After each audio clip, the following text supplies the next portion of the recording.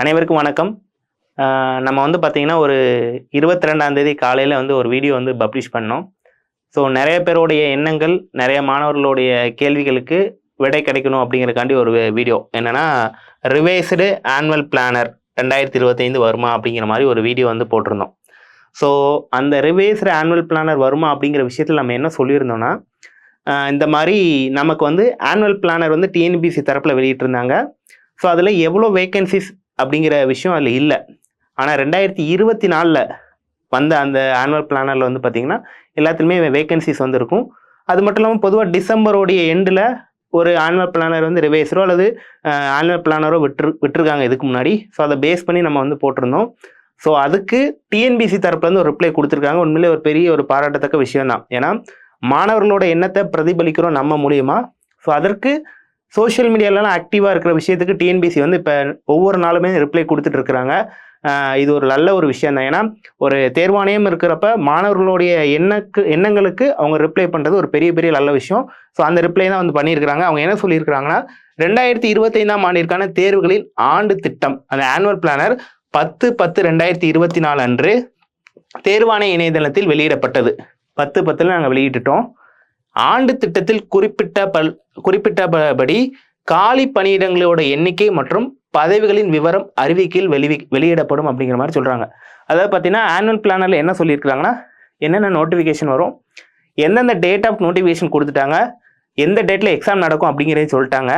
But ஆனால் அதில் இருக்கக்கூடிய காலி பணியிடங்கள் எவ்வளோ வேக்கன்சிஸ் வரும், அப்புறம் அதுக்குள்ளே என்னென்ன போஸ்ட் எல்லாம் வரும் அப்படிங்கிற விஷயம் நோட்டிஃபிகேஷன் டைமில் நாங்கள் சொல்கிறோம் அப்படிங்கிற மாதிரி ரிப்ளை கொடுத்துருக்குறாங்க. பட் இருந்தாலும் ஏதாவது ஒரு சாத்தியக்கூறுகள் அல்லது பாசிபிலிட்டி இருந்தால் டிஎன்பிஎஸ்சி வந்து அந்த ஆனுவல் பிளானரோட ஒரு அப்ராக்சிமேட் வேக்கன்சி.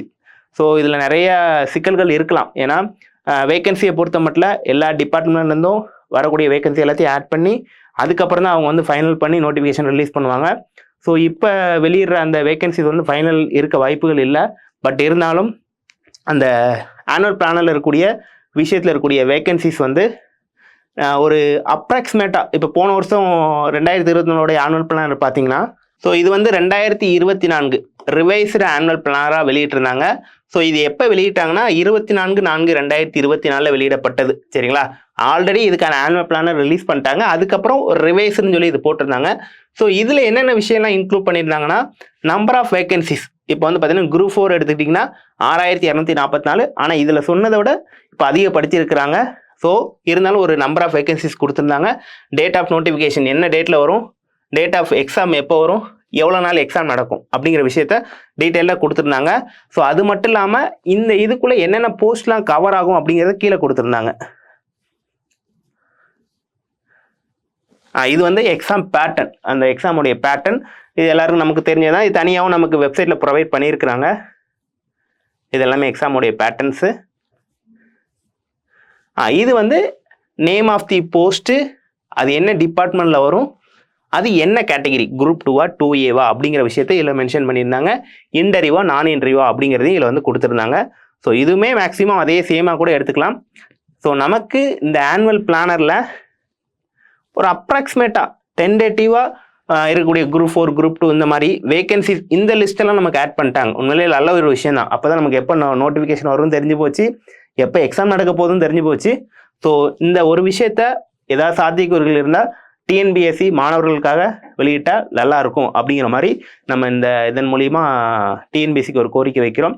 டிஎன்பிஎஸ்சி இதை கன்சிடர் பண்ணி இந்த நம்பர் ஆஃப் வேகன்சி அப்படிங்கிற ஒரு அப்ராக்சிமேட் ஒரு நம்பர்ஸை வெளியிட்டால் நல்லா இருக்கும்.